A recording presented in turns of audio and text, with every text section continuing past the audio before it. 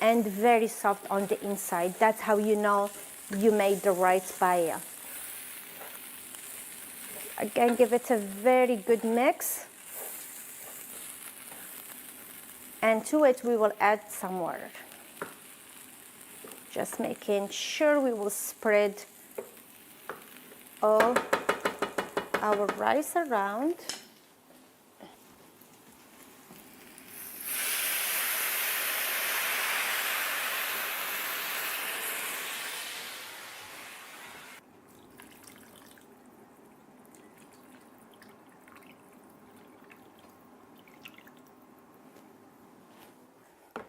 Everything looks nice.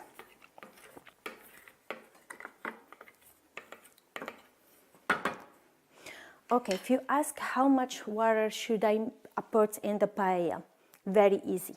Once you sauteed your rice very well with all the other ingredients, you put water and you have to hide the rice, just like what I have here. I don't see the rice at all, but don't overwhelm, otherwise it will become a stew or a soup, not a paella. So just enough until you stop seeing the rice. So now that we have all our base paella ready, we are going to pass to the seafood. So I have here shrimp that's been cleaned. I have calamari cut, and I have the big shrimp, or lagostinos, they call them in Spanish, whole. And I also have clams and mussels as well. So I did buy the clam and mussels already cleaned and packaged, but you can get them fresh and clean them yourself. It saves some time when you get them ready. So I'm gonna put the calamaris first because they take the longest to cook, just like that.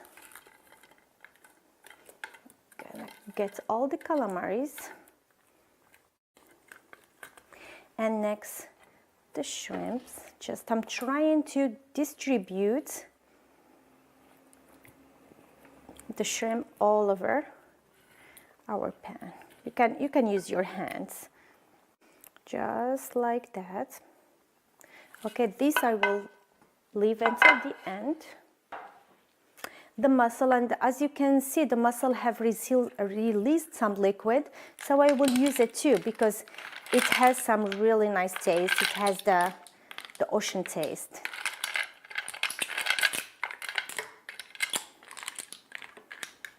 And the mussel, I'm gonna use my hand to put the mussel because I want it to be nice and round. We are not gonna mess up with our paella at all.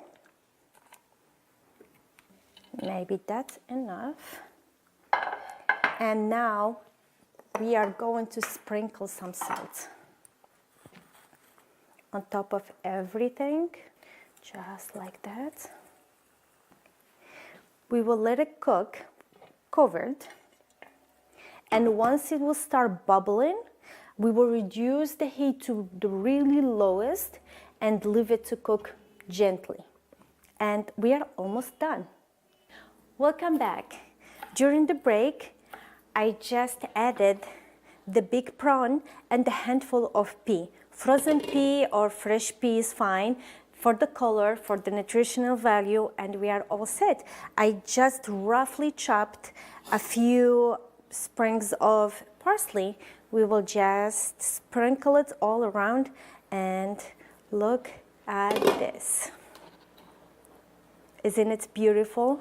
Piece of art, and it's so delicious. We will finish by a lemon, so I will cut it in little slices, and we will use it to decorate. Just like that. And the last touch, it's very important, a drizzle of a good quality olive oil, just like that. All set. I hope you make it. Thank you for watching. My name is Lamia Murabit. And this was What's Cooking. Thank you.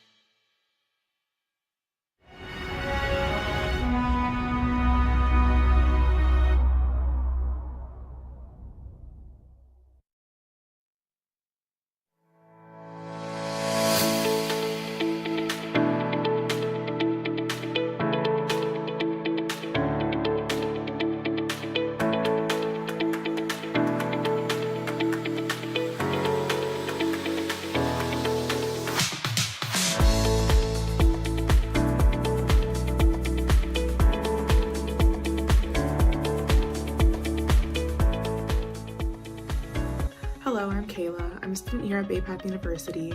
I'm here with my peers Molly, Elena, and Laura to discuss an issue that we feel must be talked about on campus. And that issue is bullying, even in adulthood. Many people think that the second we leave high school, that issue kind of goes away, but it still takes place in our society, even at our age. An adult bully is someone who tries to make you feel oppressed, belittled, and humiliated. They do this by personally insulting others, publicly shaming them, invading their personal space, or telling ridiculous jokes. That's right, Laura. According to a survey, around 31% of adults have felt that they have been bullied, and in another study, 10 to 15% have experienced cyberbullying. Bullying can result in anxiety, depression, and loss of confidence and sleep. But in college, especially for residential students, you don't have as much of that support anymore since you're so far from home. It's hard to escape a bully when they are in one of your classes or even your roommate. We're also young and we're entering a new chapter of our lives. We should be networking. We should be making friends. Hey Molly, do you have any advice for adults who are experiencing verbal harassment at their age? Of course, and if you are a victim of bullying, do your best to pick and choose your battles. If you choose to address the bully, directly make eye contact and speak your mind, but if you decide to walk away, that doesn't make you less than or a coward for removing yourself from a bad situation. Sometimes it takes more courage to walk away than stay and argue with a person who may not see reason. It also takes a lot of courage to step in when you see someone being bullied. If you see something, question the bully to shift the focus of the conversation, or maybe tell a joke to distract. Those are some good methods to try, Kayla, but what if someone watching this video just realized that they are an adult bully? That's a great question, Laura. At the end of the day, bullies are people too, but their behavior is not okay. If you have just realized that you have been a perpetrator in a bullying incident, you may want to look into some emotional support through friends, family, and even therapy. Thankfully, we have mental health resources available here at Bay Path University through our counseling centers. You can call or email them anytime. Their information will be shown at the end of this segment. I'm glad that Bay Path is able to provide us with such a great resource. It was great discussing this topic with all of you. Thanks for watching, Bay Path. Let's keep our campus safe and sound.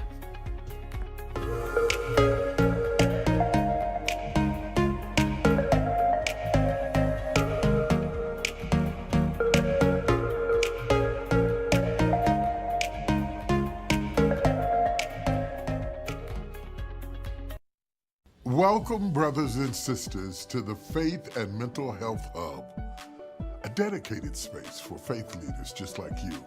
Through this learning hub, you will gain access to an array of resources, including expert-led courses, informative videos, and engaging activities that aim to deepen your understanding of mental health and emotional well-being, help you strengthen your own mental health, and impact your community for the good. According to research completed by the Ad Council, about 50% of the population cite having a mental health condition, and less than half are engaged in getting help. Speaking directly to faith leaders, we realized that pastors, youth pastors, deacons, priests, and lay leaders are often the first point of contact for individuals seeking help. And we wanted to provide them with the resources and tools they need first to support their own mental health, to better support their congregants and communities. How are you today? And what do we say? Too blessed to be stressed. All right, I'm blessed and highly favored. However, while people may feel blessed, they could indeed feel very stressed. God reminds us that whatever you can't take a rest from, you are ultimately a slave to. You can't pour into other people's cup if yours is empty. What if God cares more about who you are becoming than what you are accomplishing? Mental health professionals are healers that God uses to help restore our minds to wholeness. Together, let us break the stigma around mental health and create a space for our congregations to thrive both spiritually and emotionally. This Learning Hub is brought to you by the Ad Council, Huntsman Mental Health Institute, and Values Partnerships.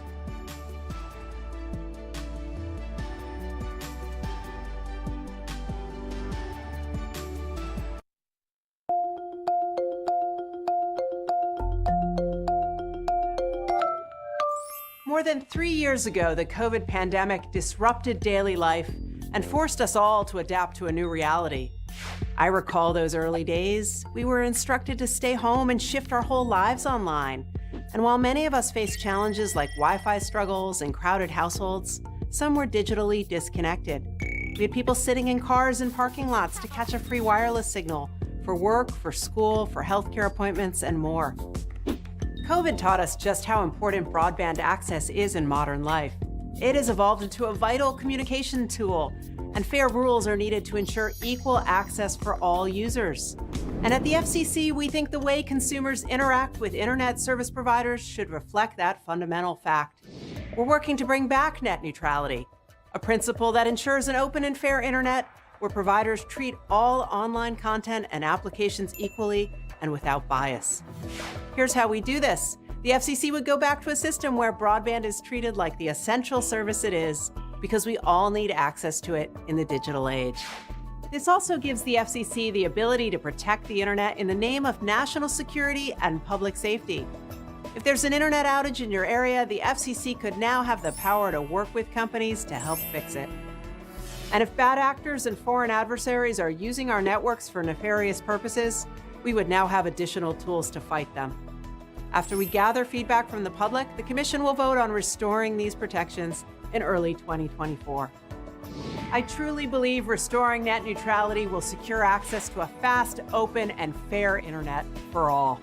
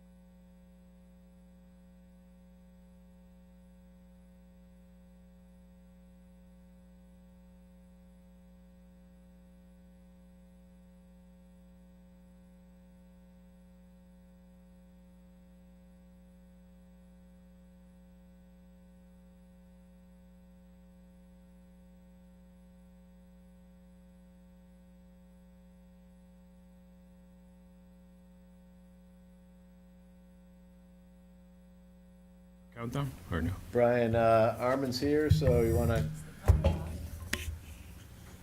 Yes. All set? Yeah. You ready to go for us? All right.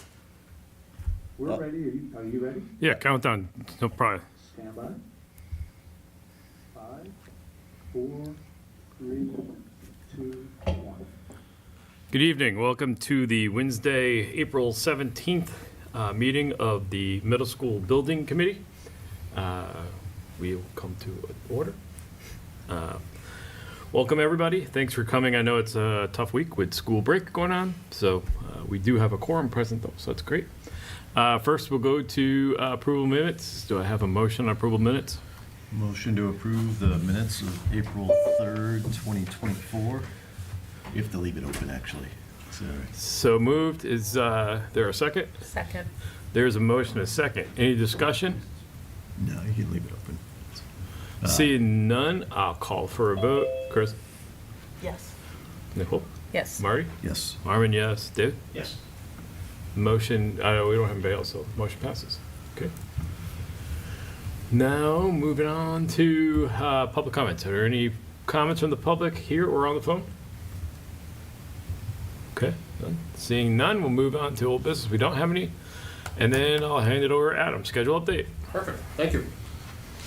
I don't know, Dory, did you put the schedule in the presentation? Or no? Yeah, so Marty, if you want to open the presentation, that can be shared as well.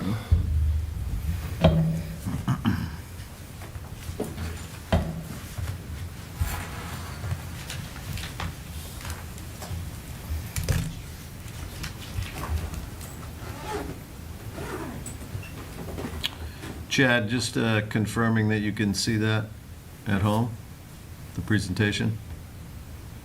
Yes, I can. Excellent. Good.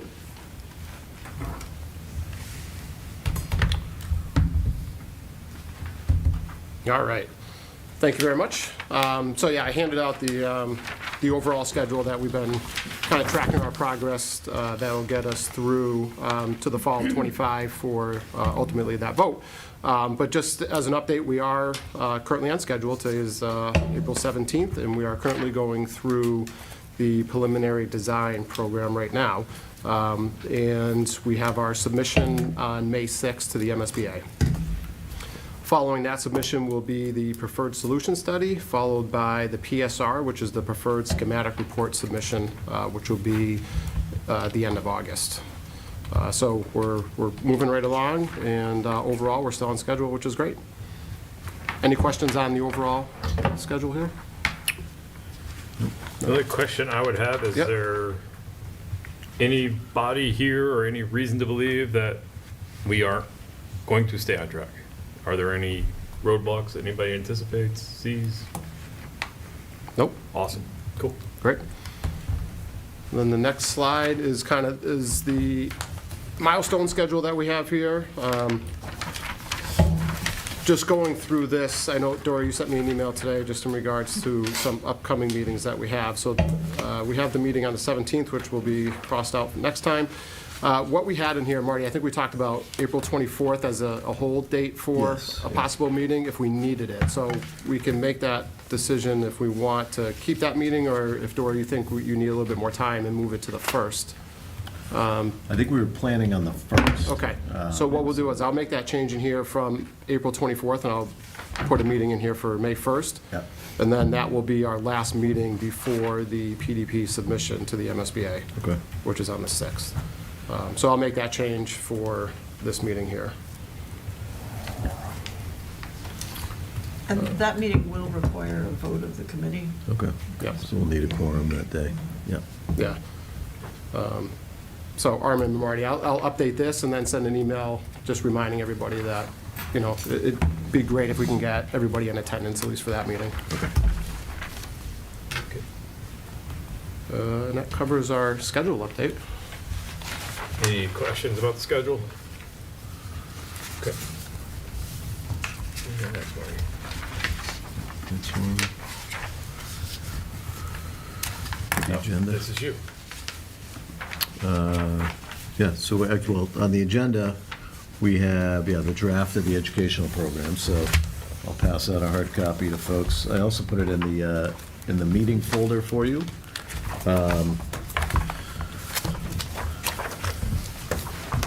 I'd say it's about 75, maybe 75, 80% done. What we had done as a admin team is created a shared doc, and I had the administrative team just dump in some raw data, and I've spent some time this week crafting it into an educational plan. And so for everybody watching at home, this is our effort to capture and describe our existing program, the schedule, the administrative structure, the teaching methodology, some description of each of the disciplines is included.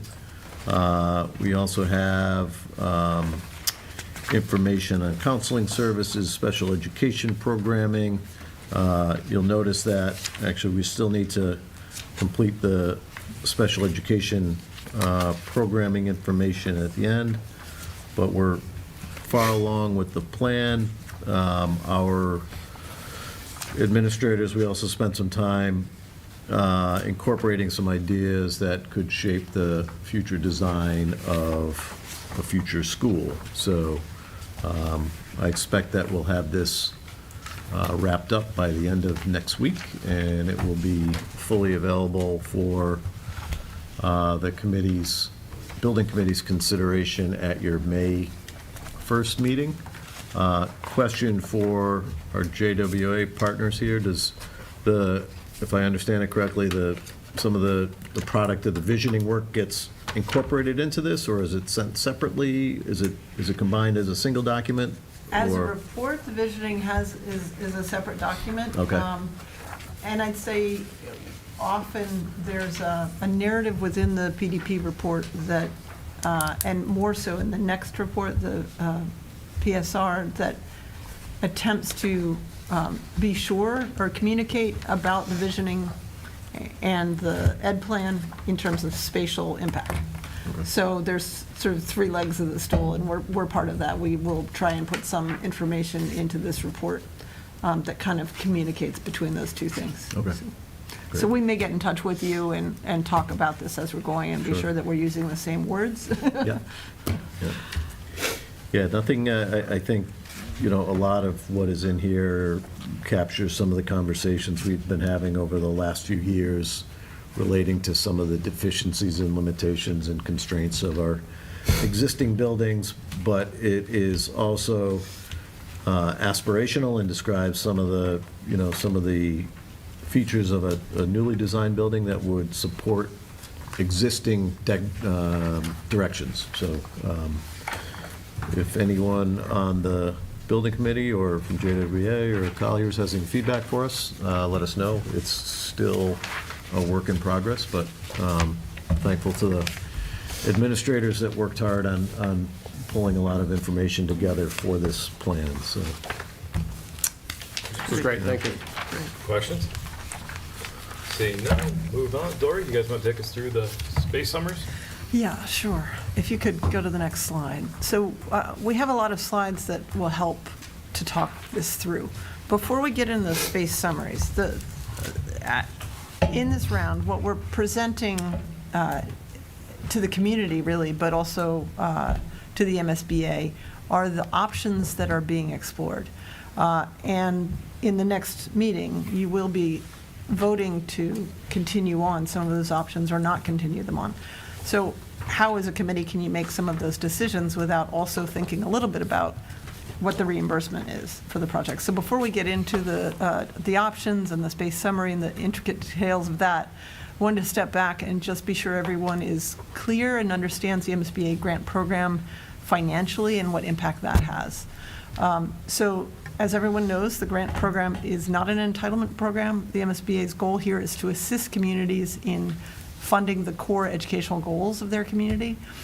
So that means that the construction of renovation, addition, or new construction projects will get some portion of those funding met, but there's quite complicated rules that determine that. So first, you know that Longmeadow has a base reimbursement rate of 50.57, and that rate is determined by 3 socioeconomic factors on top of a base rate that everyone gets, plus some optional incentive points that can improve your rate. So you start here at 50.57. Those optional incentive points that don't have to be determined yet, but that are available to you are 2% for maintenance practices, 3% for a decision you may make to opt in on the specialized energy code, and 1% for choosing to achieve 7 LEED indoor air quality points, basically an enhanced indoor air quality systems. So that means that the MSBA is kind of privileging those LEED requirements and encouraging you to prioritize them. So that could adjust the rate up as much as 6%. So moving forward, that rate, just to be very clear about how that's impacting things, if you could go forward. So the MSBA is not applying that rate across the entire cost of the project. Instead, that is applied only to the eligible square footage at a rate of $550 per square foot. So construction costs are quite a bit higher than that. They could be, anywhere between $700 and $1,000 a square foot. But the reimbursement cap that the MSBA has of what they're reimbursing is $550 per square foot. So the other caps that exist are site work, which is reimbursed at $55 per square foot. There's a furniture allowance. Then there are rules. Modular classrooms are not reimbursed. Moving costs are not reimbursed. Underground storage tank removal and asbestos-containing material floor tile is ineligible for reimbursement. Legal fees are ineligible, and then design and OPM fees are capped. So all of these things, and you see there's a lot of different factors, are all a part of the decision-making, when the MSBA is ultimately providing that grant. So you just want to be sure that that's understood before we get into the specifics, that there's it's not quite, many communities actually wait years to get into the project and then find out, the rules are really complicated. Yes? May I ask a follow-up on that? Sure. When you're saying the construction reimbursement limit, $550 per square feet, so say we get all of the other things and we're at 56%, would it be 56% of $550? Yes. Okay. Yes, so if you go to the next slide. Thank you. As an example, this is sort of an example. So district wants to design a 136,500 gross square foot school, but 20,000 square feet of that is deemed ineligible for reimbursement. So that means that the MSBA won't even look at that 20,000 square feet. Of the remainder that is eligible, then the grant starts, mathematics are applied to what's considered eligible. So what's eligible and ineligible square footage is a really, really important part of the process, and that's why I bring this up. The eligible amount is then multiplied by the community's local reimbursement rate and that $550 per square foot. So that's how you come to the grant amount, which is less than 50% of the cost, obviously. So going forward from here, if that makes sense. Again, I tried not to be too specific yet because we don't know where we are, but just to give you a general sense of how that grant, it's still a significant contributing financial part of the project, but it's important to look ahead and understand the decisions you make about square footage will ultimately affect the grant decision. The thing that is challenging is that while we know a lot about what the MSBA will view as eligible or ineligible, the MSBA won't formally acknowledge that until schematic design, so quite far down the road. But we have a lot of experience, and we'll talk about some of the decisions that you might make and give you a lot of input. If there are specific questions about specific decisions, we'll go to the MSBA and really encourage them to give us an advance judgment, essentially. But after a while, you know. Okay, so moving forward. Can we actually move? Yeah. Sure. Go ahead. Start here. Okay. So on the green, the maintenance practices, the energy code, Eric, in your experience, do those usually pay for themselves or not?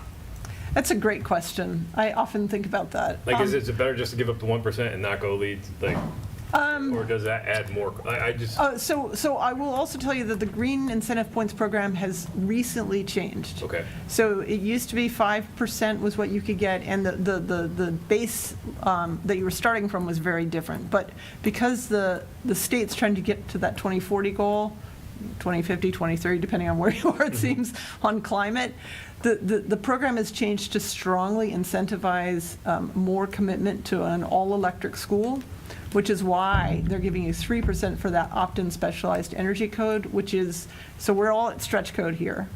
Opt-in is a choice to be an all-electric, net zero ready school. Doesn't mean you're net zero, but it means that if you added all the PV or the geothermal, then you might be very close to it.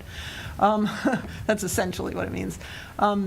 The lead, so that one, it's a little tricky question as to whether 3% meets that cost. You'd really have to do a lot of math to figure it out, because it's going to depend on the scale of your systems and your energy loads. But over time, because you're also looking at it over, say, a 30 or 50-year payoff period, yes, I'm sure it pays off over the long term. In the short term, that can be a little trickier. You'd have to really look at that. The indoor air quality points, just to say that as a whole, we already lean heavily towards that. I would say 1% of the project is not necessarily less than the cost of that. And that has to do with the, frankly, the new energy and mechanical code requires a level of efficiency of your ventilation systems that's already leading you there. So that's a combination of various lead elements, because you get some selection. It's just narrowing how many points you can choose not to get. You know, you really have to be very careful. But we kind of lean that way often anyway, so we don't think it's impossible to get that 1%, and we do think it's worth it generally. Yes? You have a question? Are the socioeconomic factors based on historical data, or is this something that would change as we get closer to the project? It could change, yes. And actually, that determination, the final reimbursement rate would be determined on, you guys might know. Schematic design. Schematic design, Where you right? sign a project budget agreement. When you sign the project budget agreement. Right, so It- that, it is- in our case, that would be like next March In or. October, or is it October that we have it?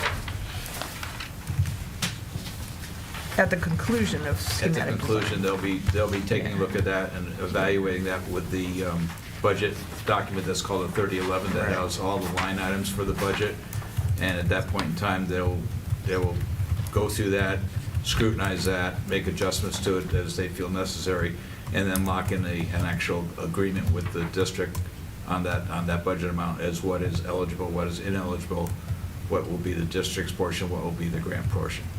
And they'll revisit the, so that's based on a formula that only some obscure Boston, mathematician can truly calculate. And that, so it's between March and June is when that 3011 evaluation process. And there have been times where there's severe escalation that takes place, and they will revisit that, those caps that they Right. have, and extend the $550 per square foot, and maybe move that up to $600 or something like that. But you can't go to the bank on that. Right. And I wouldn't expect that likely. They did just raise it to 550. Right. And historically, they would raise it maybe every 3 years. Yes. And if inflation stays stable, they would not be looking to raise it. But it is a reality. The only Don't other hold your thing breath. I'd say is that the 2% for maintenance practices is a sliding scale. It's not a hard 2%. That they will make an evaluation of how well you maintained your facilities. Typically, you're close to 2%, but you're not exactly 2%. So don't put that one in the bank category either yet. So so just to be clear, the project scope and budget agreement, it's probably around this time next year that we're going to be inching towards that, probably. Yes. Right. And just as a follow-up, not that we can know now, but is it to be expected that our reimbursement rate would stay around that? Have you seen large changes in other projects that you've done? I have not. No. They've pretty much taken those metrics and put it together and said, okay, this is where you are with all these caveats that we have in here that are going to take away from that pretty much eligible versus ineligible items within the project. Site costs, they only reimburse up to 8% of the cost of the project for site work. And 8% for site work is not a lot. It typically is a lot higher than that. So that's typically the big number that comes out is any kind of site improvements that have to take place for utilities and drainage and things like that. And I think you're talking about the socioeconomic factors, right? So that's it's I guess both.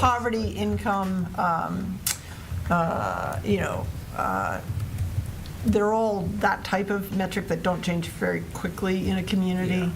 That's why that number doesn't shift by That makes more sense. than a couple, I think Long Meadow was hovering at that 50% number back when the high school was built, right? We were right around there. Yeah. And again, I know this feels like a crash course in this.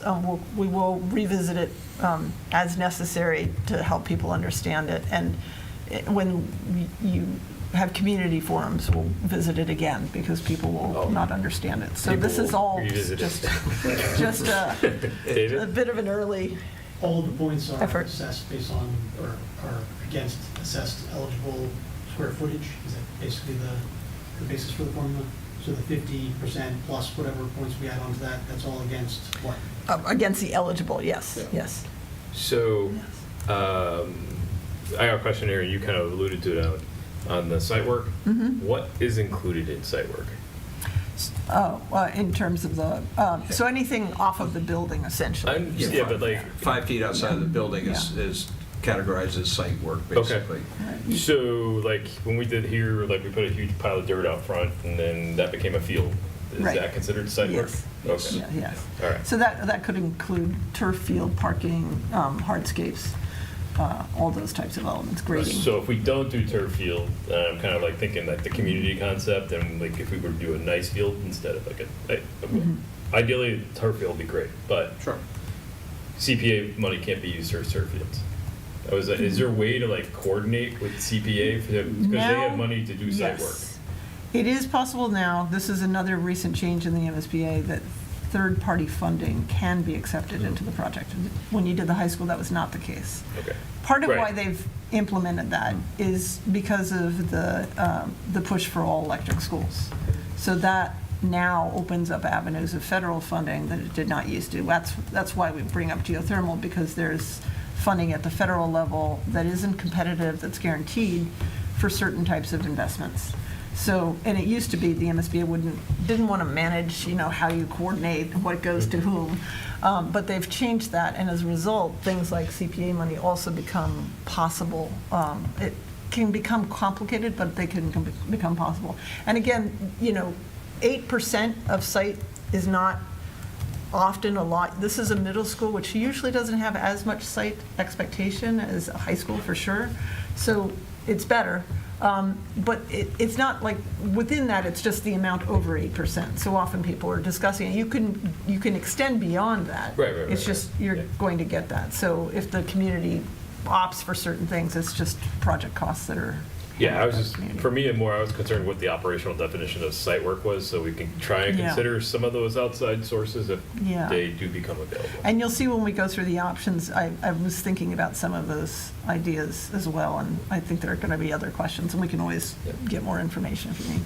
We'll be doing drafts, and remember the term 3011 because the form is called the 3011. It'll be a line item, very transparent budget, of all the components of the building and the project, and you'll be able to see clearly when you look at this document what the MSBA is considering ineligible versus what is eligible. So you'll be seeing drafts of that as we move along in the design process, so you can make some decisions as to, okay, do we have to reduce square footage, or do we have to not do something that we thought we wanted to do to try and, increase the grant amount and reduce our exposure to what the taxpayers have to pick up. Any other questions? Thank you. Okay, so moving forward one more. So as we get into the space summaries, it's also helpful to get a quick assessment, because that last line in that last slide talked about educational guidelines for spaces. So the state does publish, and it's in the Mass General Law, the anticipated sizes that are appropriate for new construction for K-12 based on age. So this diagram is showing you at Glenbrook, to today's standards of classroom sizes and space sizes, what is under those guidelines and what's over those guidelines at the middle school level. So for a 345 student school, but for middle school in general. So these are all middle school applicable. So this is showing you that the second floor classrooms are predominantly throughout the school undersized compared to today's guidelines. The science labs are woefully undersized. Cafeteria is somewhat undersized, band is undersized, stages, but not significantly so. Makerspace is if it's a teaching space rather than just a pull-out space. Other spaces that are in red are generous. So a general takeaway here is that the overall of Glenbrook is it's actually in gross quite in line with what a single school today would be, but in specifics it's more classrooms that are smaller. And logically, we used to teach in a rows, cells and bells kind of a way. Now we're looking towards more inclusive models, more flexible types of activities in the classroom, and that's why classrooms are expected to be larger. If you go to the next slide, this is, again, another sketch of Williams showing you the same information. At Williams, the individual classrooms are also, the majority of them are smaller than current state guidelines. And then larger in some of those older vocational spaces that were used to be doing something else. And those are quite very generous. So you feel that in the school already, I think. And then you have the modulars. That's a little bit of a different situation. But this helps you to see the differences between the two schools and how they kind of align with current guidelines. Do you know off the top of your head what the square footage is of those standard yellow classrooms at Williams and what the square footage allowance? Yeah, so the allowance is 850 to 950 for a typical classroom. And that top bars, most of those are 780s. Okay. So right. About 100, a little more than 100 square feet. Yeah. Undersized. Yeah, in general. Current. And based on our conversations in the district and the district's priorities towards inclusion, we've been looking at the space summaries of a proposed new school at 900. So not at the top, but on the higher side rather than the lower side for classrooms, for flexibility. Okay, so moving forward, you have in front of you what we have are different variations of this. The first one that you see in the hard copy is for a new 665 student school. So this is a consolidated middle school. It says Glenbrook, but it would be the same at Williams or Glenbrook at the moment. Dory, can I draw everybody's attention? Because the thing that Sure. took me a little while to get was at the very bottom in the footer of each spreadsheet, it will say what model is being evaluated. Right. So that's sort of the... And for this one, we're looking at new, but new anywhere. New 665. 665 being the number of students. And this is based on preliminary conversations thus far. So it's not a final, but it allows us to have something to take and price now and give you a general idea of cost. On the left-hand side, in that left column, it says existing conditions. This is Glenbrook's existing spaces. And then in the middle, under new construction, are the proposed spaces. And then in the right, you see the very far right, you see 927, et cetera. That's what the MSBA, based on your enrollment of 665, would generally start as their expectation. And then between the two, the variation is the difference between what we're presenting and what the MSBA is looking at. And the important number is when you see variation to MSBA in dark blue, you see a 0 at core academic. That means that I've found a way to balance what you want with what the MSBA provides as a reimbursement. So in this category, there's no ineligible square footage shown. If you wanted to add to the program and add more than that 34,410, then we'd be entering into the ineligible. And it's done by that when we evaluate it with the MSBA. So it's kind of a helpful way to think about it. Based on the schools, it's also confusing because classrooms can appear in different categories. Core general academic classrooms, we're looking at 26 classrooms of 900 students. That aligns with the discussion we had with the district leadership and principals going through doing some assessment of 6th, 7th, and 8th grade here. And I won't go through each and everything. You'll see some things shown as 0. So you would typically get, for a consolidated school, not only the 26 core classrooms, but also some small group rooms that would be available as square footage near the core academic areas to serve project-based learning or other uses. You would get 4 7th and 8th grade science classrooms, two prep rooms per pair of classrooms, science classrooms, 1 chemistry storage room, and then we're proposing 2 6th grade science classrooms that are a little bit smaller than the 7th and 8th grade. And I just want to make sure everybody's, before we get into, like, everybody's caught up on the form, because it is, or just want to make sure everybody's oriented to it before. It takes a little while to kind of get your head around what you're looking at, so. Yeah. Just like you said, and I had a problem with this yesterday, was the yellow is stuff that is, like, we could add in there, right, but we would be on the hook for it. Yeah. No, it's not that you'd be on the hook, again. Well, not all of it, but some of it. So- like the auditorium is in yellow, we would. Right, but like, right just here, put the all special these education categories- stuff, Desi would have to weigh in on it. I got it to 0, so it's Right, good. okay. Yellow just means that it wasn't in the MSBA's predictable path. Right.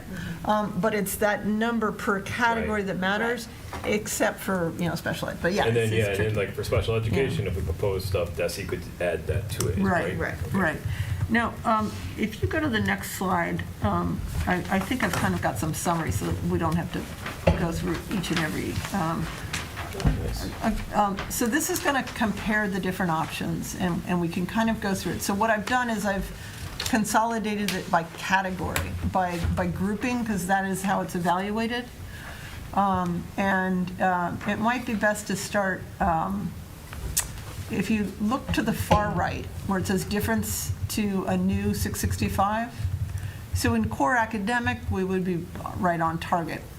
In special education, we're higher, but that's anticipated by all districts. Special education is unique in that every district has a unique set of needs based on their population. So those needs you put into your request, and it goes to DESE for approval. And if DESE approves it, all of that square footage is eligible for reimbursement. They may question some of it, but generally it follows a different path than the rest of the building. Art and music in your district, we see it as quite high, and the reason is in this version, we've included 3 music classrooms, essentially a band, chorus, and a music classroom with keyboard, and we've included an auditorium space and some miscellaneous spaces. Now, again, the MSBA will look first at what you're doing. If you look on the MSBA's spreadsheet, they assume that most districts are actually only having half their students in a music or art class twice a week. You already exceed that, so they will look at that and grant you some of that square footage as eligible. So it's also somewhat different than the other. The next category is vocational technology. That's where we've placed the STEAM. So in the MSBA's world, they want you to have STEAM classes. They offer it either under core academic or vocational. We've placed it under vocational and evened that out, and we easily meet your needs and goals. Physical education is a tricky one. The presumption is a 6,000 square foot gymnasium, but you also are given space for 2 locker rooms. Locker rooms are less needed these days and less desired. So we've included some changing space and put some towards the gymnasium. But given that you have, and this is what I'd like to discuss tonight, the 6,000 assumes a junior high-sized basketball court and no bleacher space. And districts that are thinking of it as a community space would typically ask for a high school-sized court and space for bleachers. Not like the high school, but somewhat similar. So I've bumped it up to a 7,000 square foot court as a purpose of, for purpose of discussion. The combination gets you 1,000 over the eligible, which means that's the district is paying 100% for the 1,000. And there was no way the MSBA would offer to help you on that one, because that's not a priority for them. So both of those courts are in use every weekend during the winter by the Parks and Recs department for basketball. And Glenbrook, I know, is at least 8 through 1, and Williams is whatever they have for Williams, and then they rent them out too for space. So losing one of those courts is going to be a big deal. I mean, it probably can't be helped, but I'm just like, just from a, do we need the bleachers on it? Yeah, we're probably going to need the bleachers on it for the uses that it's at. Games are on Saturday. The existing square footage is around 11,000. Am I reading right? So the existing gymnasium square footage? Yeah, I guess let's talk apples to apples. Yeah, the gym itself is 725 at Glenbrook and 5,600 at, 7,255 at Glenbrook and 5,625 at Williams. And then you have the locker rooms around them, which are in both schools underused, not used. But for the gymnasium itself, the reimbursable is 6,000. You're saying, comparing that to the existing conditions at Glenbrook of roughly 7,000. Yeah. And you're suggesting that maybe we consider 11,000. Yeah. And the difference is Glenbrook is 7,000 long. So the recommendation is go to a high school size court and put the width so that you have people sitting on the side rather than at the end.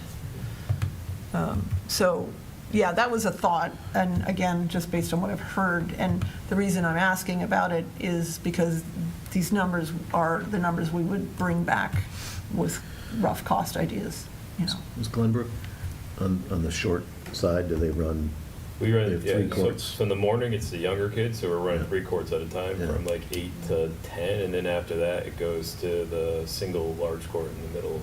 Of course, like, that's a couple of years back for me, but yeah. I don't think it's still, changed.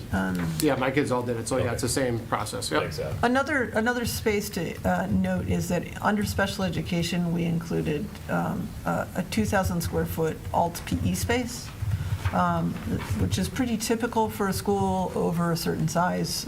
Based on the population of students you have, you also want to be sure that there's a variety of PE options.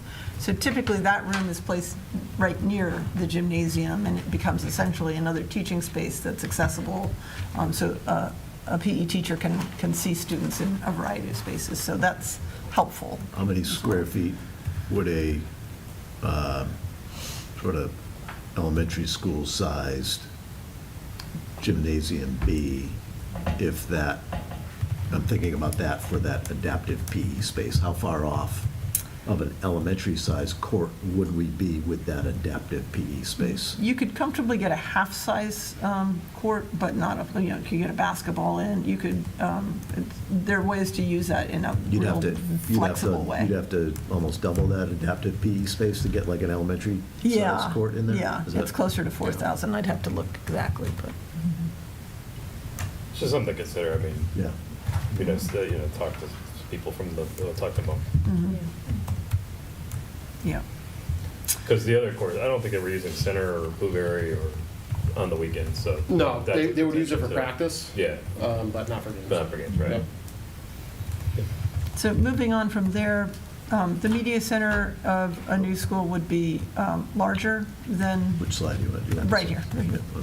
Larger than what you currently have in either school, and would not come with any ineligible square footage requirements.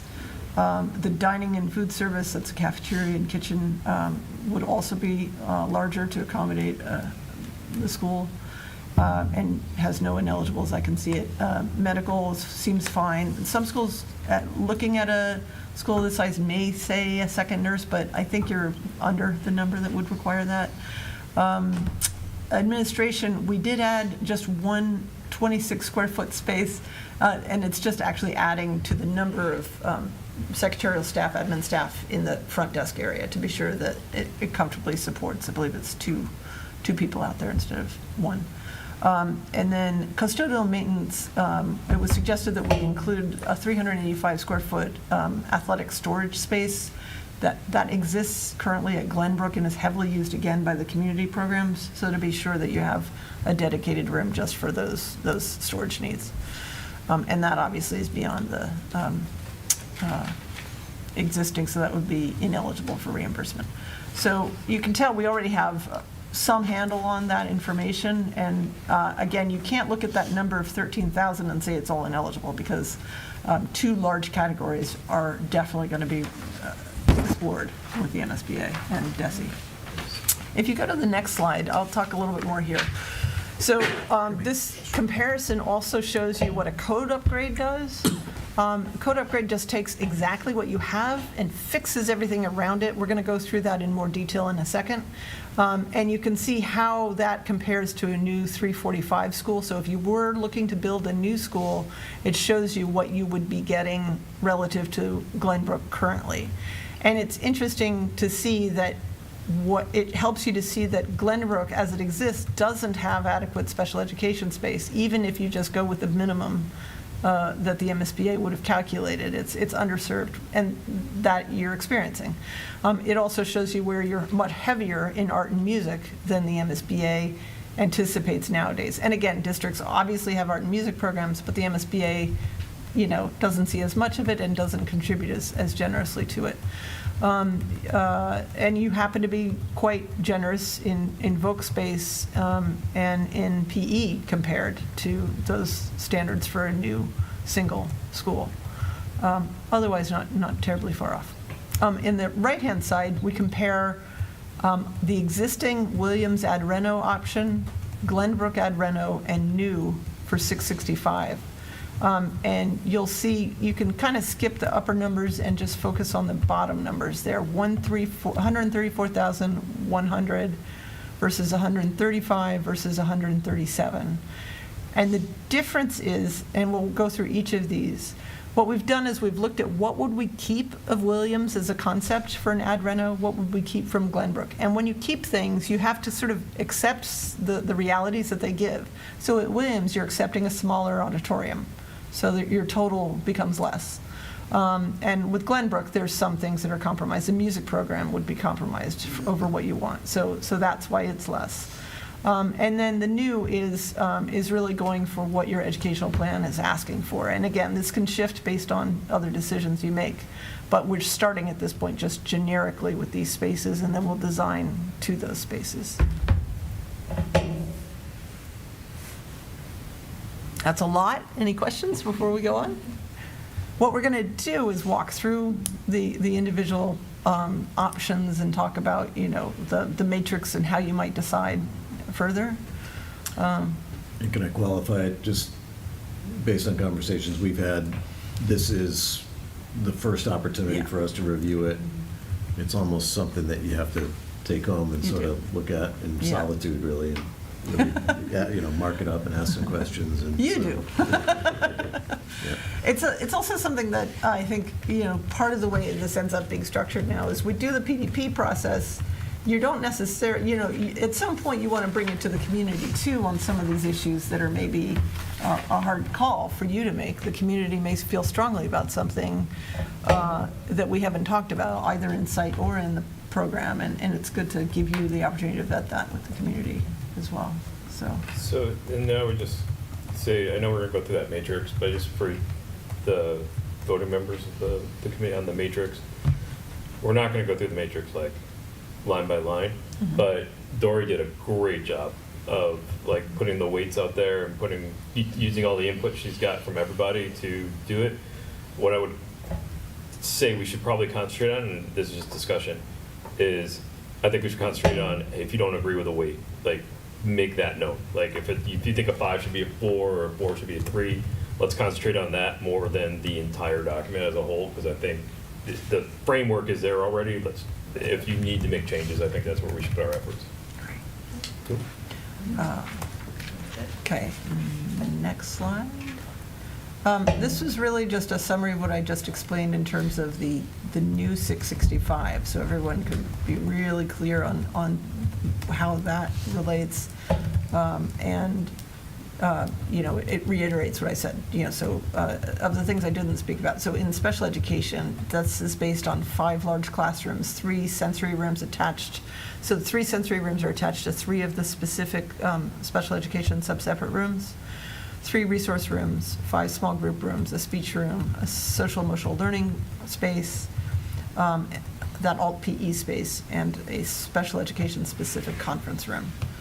And then in art, again, noting how it's different in two art classrooms, a band room, a music room, a chorus room. And then at the moment, auditorium is there. Because the MSBA carries the stage and dining, because they assume a cafetorium option, it just doesn't show up in that area, but we've kind of anticipated that there. Can I ask a question about that?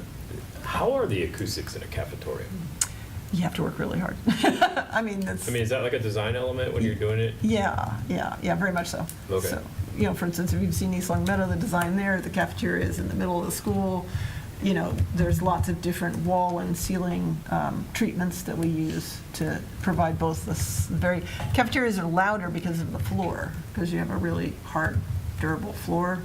And you have a lot of people in it doing a lot of noisy things, and you have the kitchen bleeding into it. So it's the bleed and the hard surface, and you have to just put a lot more effort into the other elements to quiet it down. So the STEAM program, 2 large STEAM rooms and a makerspace, that consolidates what you have. And then phys ed is that high school size court with 4 rows of bleachers.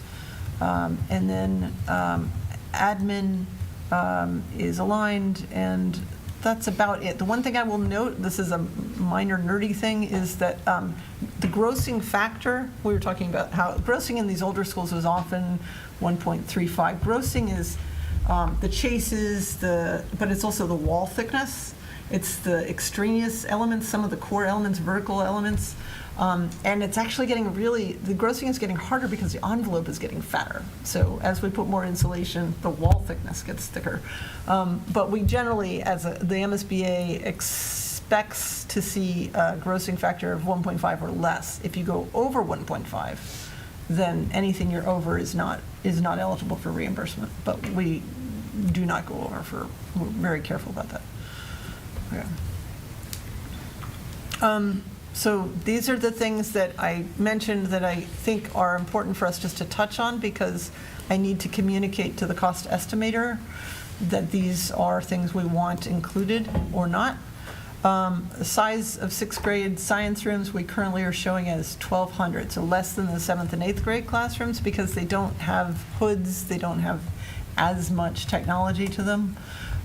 They could go smaller. This is very much a district choice to make, and Marty and I have talked about it, so we're holding it at 1,200 at the moment, but let me know within the next couple hours if you want to change it, Marty.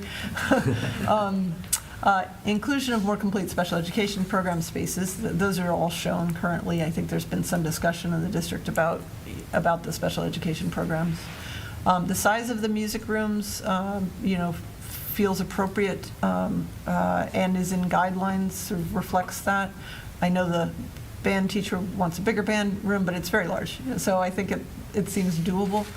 Inclusion of the auditorium, we've included it based on the Glenbrook size space, and then the size of the stage that the MSBA anticipates. So that's actually a little bit bigger than the stage at Glenbrook, but the same size as the audience area. So you get an allowance for the stage incorporated into a cafetorium or a crematorium. Yeah. But so the ineligible piece of this would be the actual, almost the seating part of it, right? Is that exactly? Yeah. When it comes to cafetoriums, another interesting question districts sometimes pose is how many servings they would provide. So it's a bit of a math challenge. You might want to double check that, but 3 seatings is assumed in the number that you see there. If that's not how you would like to run the dining program, then you would want more square footage, but 3 is the standard assumption. Yeah, I think that's what we're planning is 3. Okay. Mm-hmm. So can I ask if the MSBA accounts for the idea of a cafetorium, and they therefore give allowance towards a stage, do they also give any kind of allowance towards any of the acoustic building that would need to happen to support a cafetorium option that could then be relocated towards? Because you do a lot of the same things in the auditorium, no. Essentially, they are by virtue of the $550 per square foot. So it's a cost of the construction of the school. So that's kind of how it happens, but they don't get to the level of determining any of the materials within it. And we don't want them to become architects because that would make everybody's job harder. But, so they leave that to us to decide. And they do, that does become a factor in the cost of the project, obviously, in that, you know, the level of detailing. Like right now, when the cost estimator is looking at it, they're going to look at other public schools on average and say, okay, this is the current average, and let's start from there. When we go through the design process, you can lean in or out on that and ask for some things that might be nicer, or you might aim for, you know, painted block and hard finishes. The one thing that is tricky to remember is that this is a LEED certified school, and LEED certification comes with acoustic requirements and daylighting requirements. So we can't bare bones the project because it doesn't serve an educational value if you do. So that's changed over the last 20 years, and LEED certification is a good thing, but it definitely increases the material costs of schools, and it impacts things like a cafetorium. So if we're trying to save money and we don't include the auditorium, but we expand the cafetorium stage space, is that possible? Expand the space. They offer 1,600 square feet for the stage. Is that enough for a full orchestra? I don't know. Yeah, it is. There's plenty. I think it's pretty good. I think well, you do have a big orchestra, so we should double check that. The cafeteria itself, that's where I think we'd have to look back at that and see how that compares, because your cafeteria is designed to do other things, so that it's not like it's all available for seating. You know, it's largely an open space. But I guess kind of like thinking like the high school cafeteria, how it kind of like meanders into other open spaces, so you could have standing room only around the sides or whatever else. I don't know. I'm just making sure we understand where we can potentially. I mean, I would want an auditorium, but you know, yeah. Right. So actually, the cafeteria size is 4,988 square feet, and that's pretty aligned with the size of that auditorium space that we're talking about too. So roughly, it's similar. The 7th and 8th grade, the size of the 7th and 8th grade science rooms is at 1,440 square feet. Right. Will the MSBA not build smaller than that? Correct. That's it. They're Yes. That's one of the areas where they're extremely tight. Yeah. That's their minimum.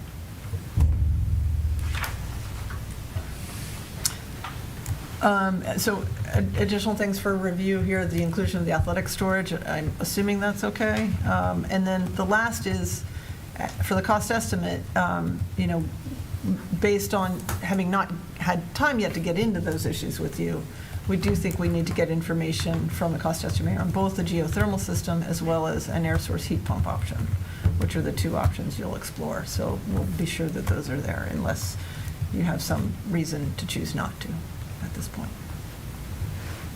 Okay. Anybody have any questions about any of those 7 or comments? I guess you'll get into the numbers about gross amounts or total values. Not until the next meeting. So that's the thing. So I'm asking you if I should price it as a 7,000 square foot gymnasium. When we come back and you see that, you could say, you know, that extra 1,000 is too much. Let's take it out. So it's not like you're committing permanently here, but I think if nobody has any objections, I'll take what I've placed in here and take that as the basis for this round of cost information. And these will be included as price adjustments in the summary that we get the next meeting? Yes, so you'll be able to see that. And you'll see it on a per square foot basis. And it's not until the following one that we start getting into the cost per space. They're using general rules of thumb here, but yeah. Okay, so then what happens moving forward from here, Marty? Yeah. Again, one more. So go back one slide. So this is where we were last time. Remember, we ruled out the 345 at Reno and new construction and Williams new construction for 345. So from here, what we want to do is have the committee start to think about how they're going to make a decision about these. So we've put together this matrix that Armand was talking about that helps you to think about that, and it's just a draft and we can adjust it. So moving forward, here's a comparison of all of them, and we're going to go through each individually. So if you're blind and you're struggling to see that, we'll see if we can work on it and make it a little bit easier for you. I do have hard copies of this, Yeah. actually. Oh, you do? Great. Yeah, that might be helpful for folks.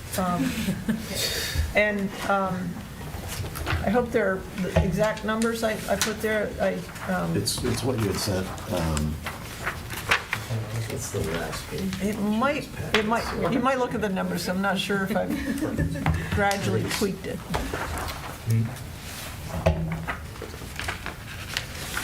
So why don't you hit the next one? We'll come back to this at the end. So what I'm going to do is talk about the advantages and disadvantages and what went into our thinking about the matrix for each of these options that are under review still. So with the code upgrade, it's important, and a lot of why I'm putting so much detail into this is to be sure that other people can see it later who are not in the room.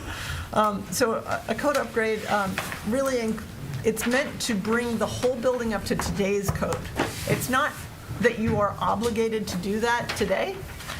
It's a comparative number, and it kind of allows you to understand if we did nothing, we have all these outstanding obligations on this school, these essentially liabilities. So we have issues where our science labs are not appropriate, where our plumbing is not up to current code, where our energy envelope is not up to code, and if we start to do something here, it's going to trigger an obligation to bring it up to code. So all of those triggers piled up, and if you were to try and take the building and bring it up to today's standards completely without doing anything educationally useful, that's the cost that we're trying to approve. So it includes removal of hazardous materials, the full replacement of your mechanical systems, lighting, and electrical systems to meet current codes, installation of an elevator to meet accessibility requirements, removal of old piping and plumbing to provide new systems to replace obsolete systems and meet current code requirements. In this building and in Williams, because of the age of the building, bringing in the ventilation you need to meet current code is only possible by bringing it in at the ceiling level, which means that your ceiling heights are lowered. So it assumes new ceilings and new light fixtures, which is good because most of the fixtures are fluorescent. So it brings that ceiling down, which changes your teaching space. Addition of this is somewhat new because of the mass stretch code requirements are now very stringent. They measure the heat that's lost through the envelope, and you now have to insulate on the exterior to meet current code. So it's addition of insulation and new cladding to the exterior of the building. It's installation of a generator to serve your electrical needs if you go all electric. And we kind of assumed in these ad reno options that they're being treated the same.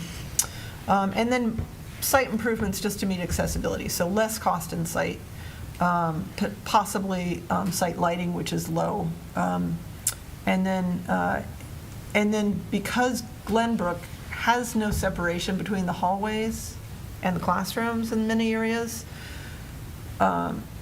it seems odd that you would not also try and achieve acoustic standards, even though there's no building code requirement. So we included in our narrative doors and walls on the classroom. Just seems like a number we should include. Okay, next. So then this is the matrix we're talking about. So we created these different factors based on our conversation with you, and we provided a weight towards it. And then for each option, we're placing a score, and that determines a weighted score. So the base code repair does not meet your strategic vision at all. So it's a 0.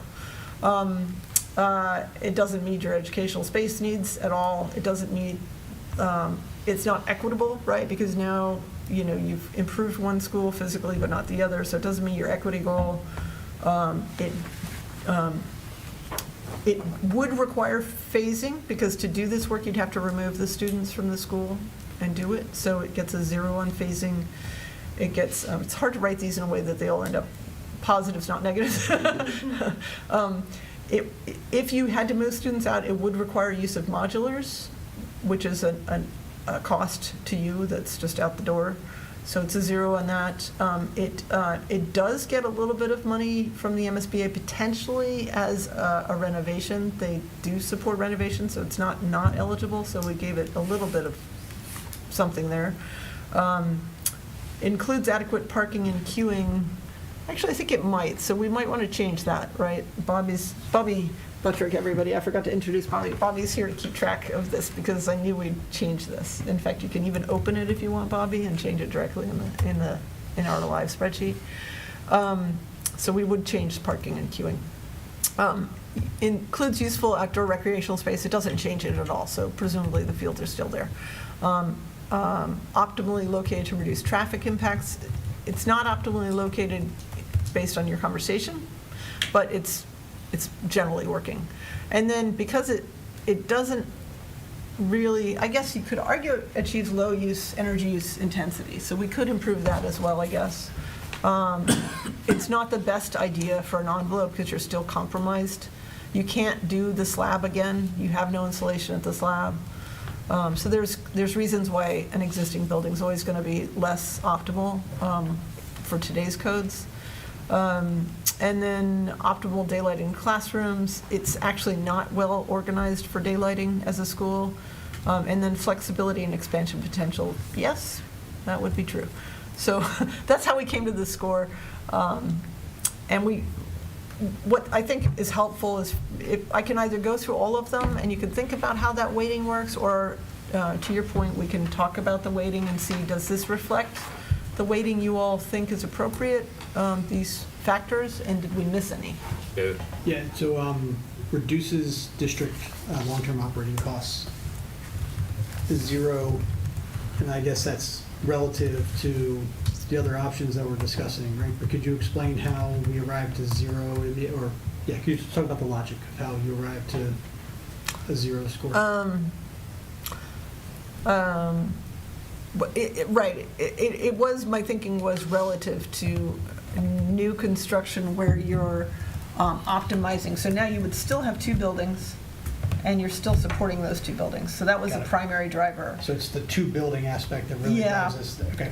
And admittedly, I think both strategic vision operating costs and ed space needs and vision and the equity all tilt towards a consolidation. Mm-hmm. So that's something where if you think differently, then we would want to alter that. But that's why all the consolidateds end up higher, because they all meet that bar. Will we, or when will we have that assessment of operating costs? Quite a ways down the road. So, I mean, we have to use our best knowledge of it, but the logic of it is that, often on operators, there's different operating costs. There's the operation of having, multiple teachers teaching that you may not need, or different teaching spaces, right? So you have two band rooms, and, that's an operating thing. So when you take the two schools and stack them together, you've got a lot of square footage, more than you need, that you're taking care of over time, maintenance-wise. So that's the logic of consolidation, is you'd have less overall facility to care for. So that's an operating cost, and then the staff and management of it. But I also think, as an architect, about the difference between a new building where we've designed such that we have no thermal bridging, and we have new windows, and we have properly laid slab and mechanical systems that aren't compromised by having to meet an existing condition. Those should have better operating than a renovated system, and certainly better than the existing. Yeah, and when I raised my question, I was thinking about that discussion that we're going to have down the road of, well, what do you mean we're doing a bring up to code investment, and it doesn't do anything to benefit our cost as a town. But when you bring in the point that it's looking at the two schools together, it's pretty obvious then that the total improvement in operating costs. And when I'm thinking operating costs, I'm thinking more about utility costs than I'm thinking about operation, pure school operations. Yeah. So I get it, and I guess anything we could do to message that element, the total cost to the town, not just the Glenbrook cost to the town, would be a really powerful statement for taking selection. So it could be some marginal, modest benefit to our operating costs if we went with the code upgrade to Glenbrook. Yes, yeah, so I. In terms of utility bills. Yeah. Ongoing maintenance. And it wouldn't hurt at all for us to just indicate that here. I think we should do that. Yeah, and I think we should do that probably across the renovations. Any other questions on this? I guess I'd say it might be worth a 1, but, Yeah, it's not so, really a game yeah. changer. In my head, I'm only one person. 0, 1 is fine. It's I'm just good with a the 1, the logic there. Yeah, and the logic. Oh, thank you. The only question I heard, Dora, and it just hit me, was the safety factor. Because I know that was one of the big things driving parents in this town is safety. And this Right. does nothing for safety. Right. Doors and walls. Yeah. Like I said, doors, I mean, but they already have an egress down and where you'd be building the walls. Like Right. upstairs is where you're trapped. And though it's also, I mean, so there's a lot of different ways of looking at safety. So when I think about Glenbrook, you have a lot more doors out of the building, and that's a safety factor in both directions, right? It's also a lot of doors into the building. So I would say there's a lot of safety issues there. In the code upgrade, you're right, we can't touch them really, or we're not really, we would assume safety upgrades. And frankly, I kind of think our code assumptions would be that, again, I think of code as standards and codes a little bit because, the state police want you to have a vestibule that's properly organized. I'm sure they've noted that, So that might be something that was considered an upgrade such that they would all end up with some of that adjustment in place. Okay. So I'm not sure how they would differ between them unless you can think of ways in which these options are more or less dangerous. Well, the only thing I'm thinking, like on Glenbrook itself, like, yeah, there's doors on the 6th grade level, but on the 7th and 8th grade level, there's 2 ways in. I mean, the front door and the back door by the ball fields, and there's no other escape from that if you're in the hallway. Does the MSBA provide guidelines or standards for safety, or is that just kind of built into the design elements? The MSBA does not, but they do require that there be a security consultant. So we have a security consultant, Good Harbor Techmark, and they'll come in and talk about that and understand your system. And they were the first to deliver their report already. They're always the first. They're incredibly organized, and they do a great job. And typically they'll come. We'll bring them in to talk about SEPTED, so security through environmental design standards. There are different standards to talk about. They do a really great job, I think, of looking at it holistically. Anything else? I think that's okay. So at Red Oak Glenbrook, we had to think on your behalf about how to offer a realistic ad rental option that made some sense. So because, again, of that issue that if you bring ventilation into a building that has low ceilings, you're just lowering them further. And that then becomes unuseful space or very uncomfortable classrooms. You have a 9-foot ceiling height. If you're lowering it to, further, then you're just getting an 8-foot ceiling height for an 800 square foot classroom is really awkward. So what we proposed is keeping the art wing and the auditorium and then replacing the rest of the building with new. So that's the ad reno square footage. That would keep 32,000 square feet roughly. Add in 100,000, and again, you can look at the spreadsheet and see exactly which spaces we're keeping and which we would take away and which we would replace. And then you are stuck in that position operating with that location. And it's not impossible to imagine this scenario. You would come at the same level to a first floor and then add a second floor above. And the gym would remain at the same level as the current gym, but these things would be new. So that was the general premise here. It saves, let's see, it otherwise is very similar to the code upgrade in the reno portion. It would bring all of that up to date. It would add actually cafeteria space to the cafeteria, which I must not have replaced. Bobby dutifully created that for me, thank you. And then I forgot to change the slide, but you'd add some cafeteria space to make the cafeteria and kitchen larger and replace, do a little bit of work in there. So you have some adjustments that you can make. And then new.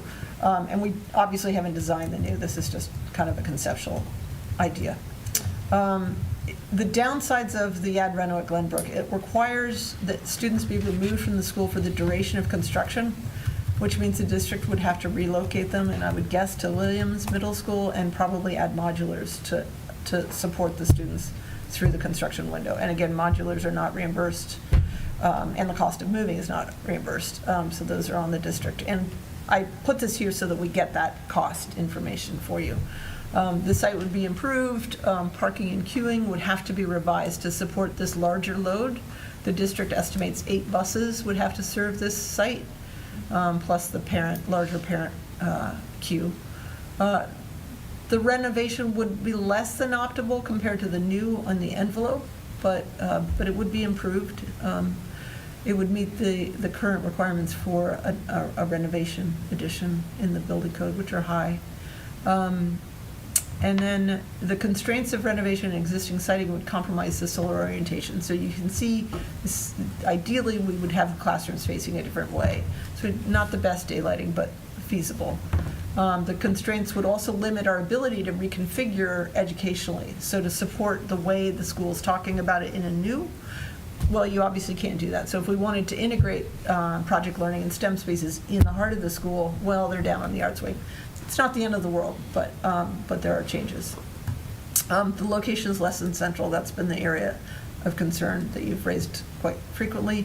It does have the potential to earn additional reimbursement because the MSBA will give you extra up to, it depends on how much square footage, but they will reimburse, I believe it can be as much as 2%, but it would not be in this case because you're not renovating enough of the school. So they would tell you at some point how much additional points they would give you.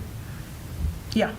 Just since we're on that topic, I'm looking at the line for maximizing grant potential.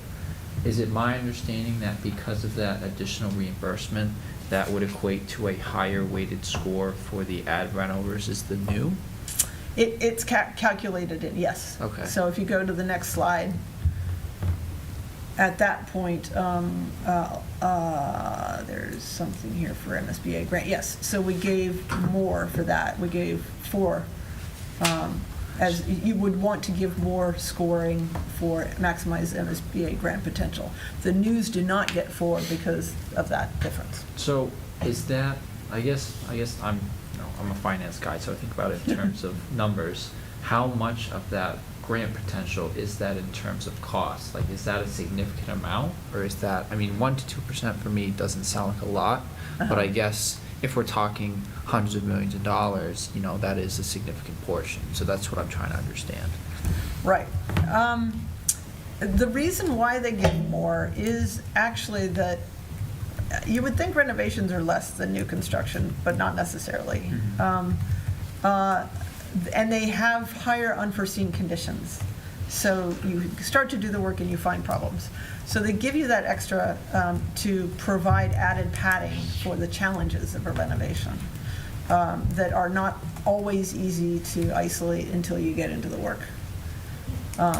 Does it make up for those challenges? It's sort of a bit of a crapshoot. Sometimes there won't be those unforeseen conditions or challenges, and sometimes there will be. So I would not personally think in your condition that's a strong motivator, unless you really like the schools as a whole, because you're not going to get a lot of reimbursement out of it. So I guess, and this might be a question you can't answer, and this is more just MSBA, but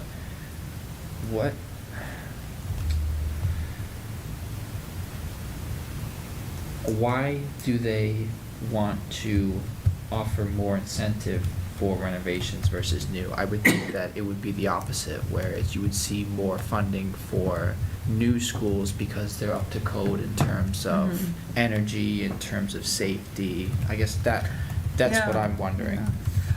I think that it's also important to know that the MSBA makes their policy decisions super slowly.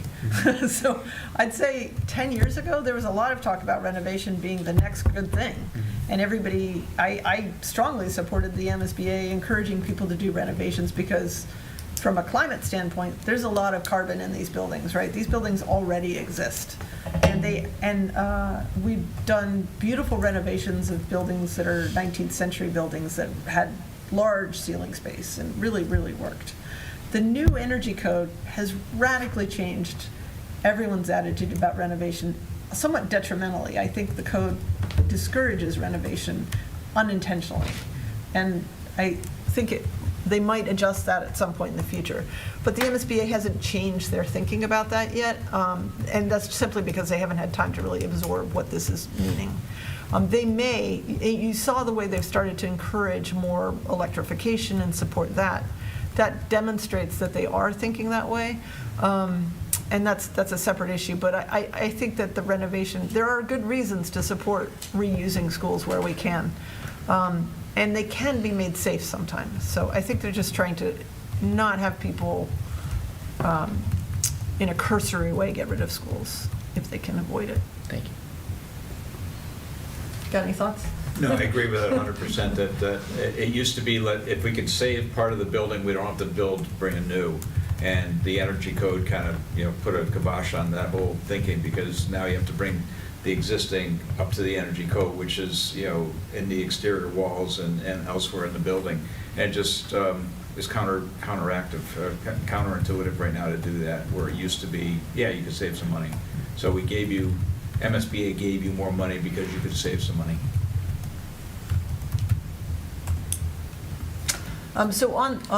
Going back just to cover some of the point thinking here, and again, open to your changes on this. So because the ad rent of 665 does consolidate to the 665, and that's a goal for you all, that we did give that 4 points. We didn't give it 5 simply because the existing configuration does challenge your ability to organize the school as you may want. It doesn't centralize the school as you've talked about, but generally this seems logical. It does, because we improved the operating envelope and consolidate, we gave 3 points there. The space needs, same thing, not all the way, because it's not the kind of new organization. It brings everybody to one school, so we assume 5 for equity. Does not require phasing. It would require phasing, so I think we should increase. Oh, that's why it's a 0. Yeah, it's all right. I'm sorry. Negative thinking is really hard for me. It does, and again, modulars would be necessary, but you get some additional support for the project because it's a reno. Parking and queuing, there's some challenges there. So the question is, because it's a reno, the footprint stays the same, so there's not much to do the parking lot to expand it. Right, that's my concern. Okay. We're locked. There is more parking there currently for a 345 school, but I think for 665, I think we start to hit some issues. Yeah. I agree. Energy use, again, you have some compromise in the envelope, and that would be impacting the EUI. Daylight in classroom is definitely not as ideal as if the classrooms, receive light from the north and south. Flexibility and expansion potential seem reasonable because you have the whole field behind you still. Any adjustments anyone wants to make, or on the waiting, or? Okay, next. We'll try and get through the last one here. So this really kind of is the last one in a way. We'll go through the others as well. So this is just assuming a new school at Glenbrook. So you're eliminating the existing entirely, and therefore you have the functionality that you're able to do of meeting your educational goals. Dory, can you hold on one second? Mhm. We're going to lose a quorum at 7:45. Okay. So is there anything we need to vote on tonight that you? I don't think so. Okay, then if that happens, we'll just adjourn at 7:45, and then we'll continue as just an informational meeting? Cool, all right. So let me know if you need me to stop. No, keep going. No, we're good. Thanks. The challenge here is, again, that you would have to move students out in order to do it. So you, again, still have the modular cost and the demolition costs. Also, the cost of demolition of Glenbrook would be included If you consolidate to the site and then also want to demo Williams, that is not a cost you can include. So it's only the on-site demolition costs that are calculated and included. Otherwise, some other issues there. So I think you'll see I try and repeat that to make that clear. Bobby, you want to go? I'm sorry. We're going to have that problem anyways. Whatever site we choose, if we win, the other site's going to go to the town to decide what to do with it later. Right. Do you have a sense of which one would be more challenging to demolish? From a demo standpoint, no, demo's demo is generally my thinking. I don't have, nothing jumps out. Nothing jumps out as to one being more severe than the other. Yeah. Okay, and then this gets a higher overall scoring simply because you have the flexibility of building new. So in some categories we're higher. MSBA grant potential, we have a 3, that, not sure if that jives. Yeah, we had 4 for. Quick question for Marty. So I guess at some point, do we have to look at what space we have, like elementary? Like if we had to do something for 2 years, could we keep 6th grade at the elementary schools and then? Because I know that the population has declined, so if you get, people extra year at one of the 3 elementary schools, and then. I'd say Probably that too would be- early, but I just think we need to start thinking about, Right. instead of just modular, like, can we think differently? My first pass through is that would be a challenge, is Wolf Swamp for sure. Center isn't ideal to integrate another grade level just with the design, and, you would need, an additional, for 350 kids, you're gonna need an additional 10 or 12 classrooms, or more, really. More than that, when you talk about special education programming, so. Okay. I can't imagine, we could do some rough preliminary calculations on that. But it's just not because- 300 kids, it's like, well, right? Because what is 6th grade now? 100 and. Yeah, are you talking relocating a single school? So.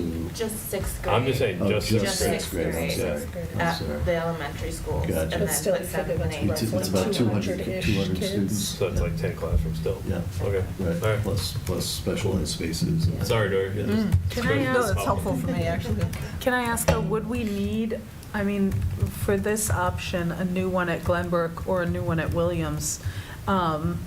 Do we really need to how much of the time would genuinely be impactful on the spaces where we currently have students? Glenbrook would be the entire. Glenbrook would be school. the entire time, because so much of it is involved in the newer piece, because we're moving the auditorium over to there. Right, because Just even trying to if figure you, if there were if it were stages, different. could it be? The only other way you could have done it, and the design team really strongly did not want to do this, is you could build in the field, right? If you built in the field, then you could leave the school there. At Williams, you could do that. Okay. But here, the field is low, and circulation to the field is a much more complicated thing. And the land you're left with is a point, so it's not useful to you in the same way. Okay. So that's why we've chosen this option. It definitely is why new 665 Glenbrook is less advantageous than Williams, because you can phase it at Williams better. Whereas it's trickier here. Okay, Perfect. thank you. Dude. Just a comment that the hard copies we have here don't align with. No, they do not. Yeah, he printed those earlier. Yeah, they're off of a slightly different. And again, both became zeros. Topic is 0 here, and it's, I think, a 4 on. Yeah, so you're taking yeah, away 30. and that's 0 would be correct. Zero's correct. Yes. So it's 105. Yeah. Okay, so moving on to the next one. But I think it's really important for, I'm sure there's like hundreds of people watching this at home, but just to understand as we go through these, like, these are the considerations we have for the different site plots. Like, there is a lot of logic and thinking going behind all of these things, and like, that one is key. Like, building it down in the fields, why are we building it down in the fields? Because it's the site plot, why aren't we going to build new? Then if we build new there, then we have to put everybody in trailers for a couple of years. Like, we're understanding that there is a lot of thinking going into this. So Adreno Williams, because the goal would be to keep the cafeteria and auditorium. That was where we made the cut. And the actual shape of new would be could be anything, could be this, could be very different. This is what we showed during the interview, actually. So we just sort of kept that concept because it was a concept we'd thought through. And this is helpful just because, as you see, when I take it to the estimator, they're going to give us one number for the renovation area, which is 26,914, and a different number for new. So that's largely what we're trying to get at here. But this has the program goals that you see in the space summary.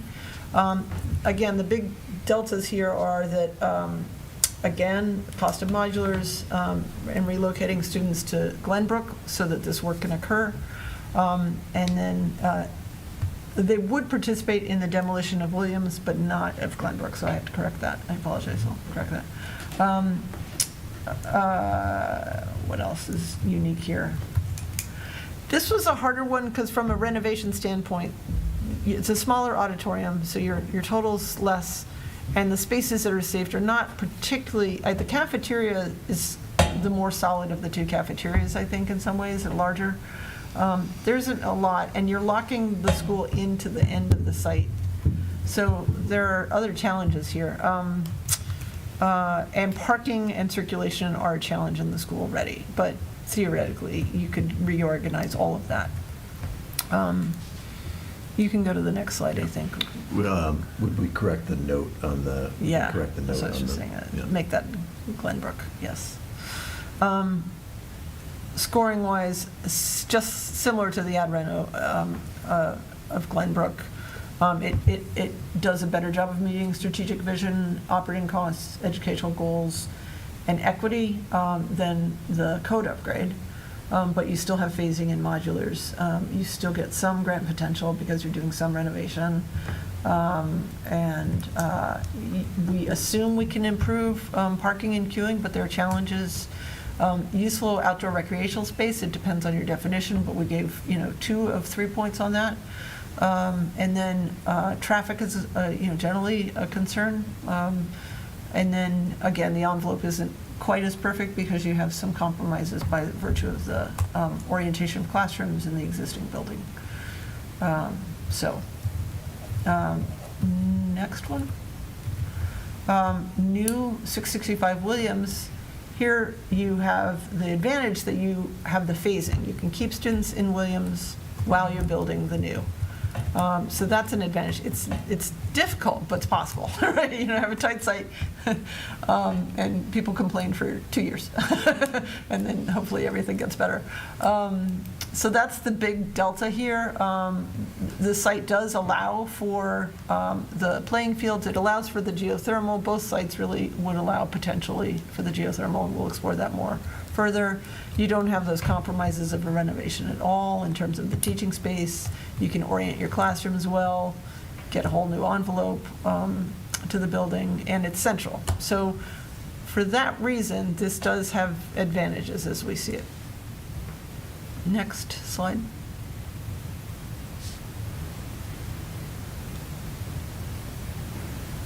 When you're ready, Marty. Yeah. Sorry. With the correct the way to score on the. Which one? The score on the does not require phasing if the score It's a is positive. It's a positive. Gotcha. Yeah. Okay. Yeah, it's headaches, believe me. So Russell's the interesting one. So we got this on, we just took the same new 665 and placed it on the Russell site. It's not an out-of-the-box, it's not an idea that I would discourage you thinking about. We'll go to the next slide. Actually, why don't you go hit the next slide, because we put up, sorry, one more. There you go. This is just to give you an overview. It's a little easier because you know the other sites. So that's that size building right across the street from where we are. And it leaves space for the recreational to some degree. Obviously, we're not showing the parking areas yet, and we will do that in the next phase if any of these projects or schemes are carried forward. But the negatives there are that, the MSBA wouldn't participate in the cost of doing new fields at Williams. So that was one of the thinking, is, oh, you could just move the fields to Williams that you're taking out. So you do lose fields to the high school, and you'd have to pay for those on your own if you're replacing them at Williams. And the MSBA would not support the cost of demoing Williams or Glenbrook. So you have two schools to deal with. Those are the negatives. Traffic would be a negative potentially, and obviously we haven't had a chance, the school being out, we couldn't investigate that. The positives are that a co-location allows you to share some of all this parking, right? You have a lot of empty space in your parking lot sometimes. Maybe you don't need as much parking here. I don't know. That's what we'd have to explore further. So it feels tight and maybe a challenge, but maybe you don't need an auditorium if you're here because you have an auditorium at the high school. You know, maybe the gym, being a high school gym, allows your JV a second gym near the high school. So I think this is something you would have to discuss further. And that's our input on this. I mean, this is just some thinking. I don't think we can assess it as well as you can. So we are going to cost that one out though, right? If you tell me to, yes. So right now, yes, because we don't have quorum, it's So- assumed that we're going to price this one. We have a quorum. I guess my question is, do we want to take a vote on whether we want to keep this in? Okay, we don't need to take a vote. It's already in. Do we want to keep it in? I think we kind of want to. I kind of want to. So I think, sorry, good. No, go ahead. I was going to say, I kind of raised it in the last meeting just to keep it on the agenda so we could have a review of it. I don't have a strong feeling for this one. No. And I understand the traffic concerns. I mean, that alone, I think, could take this off the table. I think the point about the demolition now of two buildings that don't get included, that's a huge point. Yeah. That we haven't really considered. And the That building. itself could take this off the table also. Yeah. That, and then just the use of the fields. If there's no reimbursement to rebuild the fields that we're taking away and the two schools. Right. I like this idea. I don't think it's gonna get a lot of support. I would argue the same. By the time we take in both of those factors, and every time I look at this, I picture drop-off pickup time. And it makes my head explode a little. Right. And I just see a lot of possibilities for kids to end up in unsafe traffic conditions, whether they're the ones driving out of the high school or the little people who are walking out of schools. Once I couple those three things in, I'm not sure it's worth the financial cost for you to price it out, knowing that I don't know that I see it as very viable for those reasons. Marty? And I'd add in, I'm not sure the close location results in any realistic opportunities to share space or services. I don't think it means that you don't need an auditorium. I don't think it means you need less parking. There's certainly plenty of times when we're maxed out parking at all of these schools. So, and I think the idea of a campus where there's 3 levels of school located is really compelling. But I don't think this creates a campus. It's more like clustered together than a campus field would be. You go down a long driveway and in this big open field back here, there are multiple. That could maybe. Well, and This is more like smack in the center of everything. There just also happen to be 3 schools. When I suggested it, I was thinking that road would no longer be there, those fields would no longer be there, and then it becomes different. But I agree with you. So if there's a motion to not price this one out, I'm good with it. I would move that we drop this from consideration. Is there a second? Motion, second. Any further discussion? That being said, Carissa? Yes. Cool. Yes. Marty? Yes. Armin, yes. David? Yes. 5-0, passed. Okay, you can take that one out. Thank you. Should we get to your next option? Yes, go to the next option before quorum breaks. This is Turner's.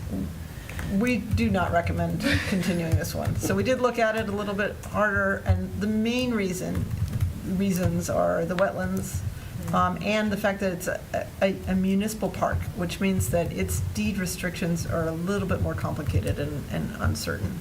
So it will take a little bit more legal effort to even vet the site as a possibility. And given the amount of open space available, there really isn't the space for what you need to do because the wetlands inhibit it. There used to be a restaurant out there, come on. Yeah. Is there a But I will motion? visit it soon and hike. Is there a motion? Yeah, motion to take Turner Field out of consideration. That's a motion. Is there a second? Second. Any discussion? Seeing none, I'll go backwards. Is that Dave? Yes. Armin, yes. Marty? Yes. Nicole? Yes. Kristen? Yes. Okay, motion passes. So Turner is off. Great. Here, the next slide. So I think that's really good to have done anyway, because now you can also, next time we show this publicly, we'll show Russell off the page as well. So people at least will understand that you did talk about other options, and the MSBA will know that too, and that's a good thing. So that's where we stand at the moment, and it isn't necessary to, you could choose to take more off if you want, but it isn't necessary to do so at this point. We'll bring back cost information that'll be useful to considering further. Is there anything else anybody would think we don't need to cost out?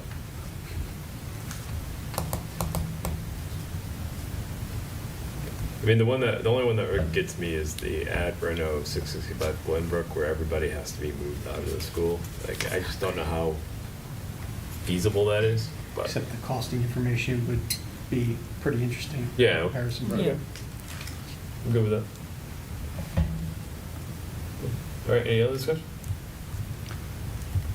For me, that's it. I will just say, we have a leadership meeting, visioning session, and I want to touch base with you, Marty, on that, just for exact times. But that's coming up next week. Yep. And then when we come back, we'll take all this information we went through with you, give it to the cost estimator tomorrow, and give them 2 weeks, and then we'll be back on May 1st with that cost information. And we'll show you the outline of the PDP report, which covers all of this, and we need your vote to approve that submittal to the MSBA. So our next meeting will be on the 1st. Marty will filter documents out as he gets those documents. Okay. I think that's it. Any other questions, concerns, updates? Thank you. This is awesome. Thank you very Very much. thorough. All right, is there a motion to adjourn? Motion to adjourn. There's a motion, second? Second. Yes. Armin, yes. Marty? Yes. So, Chris? Yes. Yes. There we go. We are adjourned. Thank you, everybody. Tune in on May 1st.